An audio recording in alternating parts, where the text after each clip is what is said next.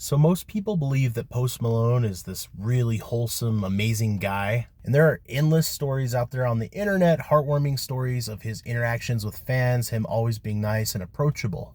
But Post Malone is a human, and he's also a very, very, very famous and rich person. And you can't really expect somebody to always be happy about being approached like anywhere they go. So I found this story about Post Malone going to a record store trying to discreetly just buy a couple albums in Utah and getting approached and how he handled it. Might change your perspective on him, to be honest. See, there's this young kid working at a record store in Utah. He doesn't have a dad, and him and his mom are pretty much just struggling to get by.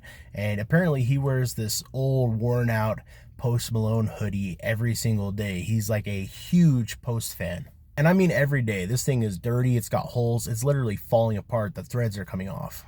And one day, while Post is living in Utah, he walks into the record store discreetly, doesn't have anybody around him on his team or anything like that. This kid is frozen, starstruck. He approaches Post Malone, and he's wearing the hoodie, and they have a pretty good conversation. Of course, Post Malone is super nice to him, doesn't care at all that somebody that works there is like just, glazed eyes looking at him.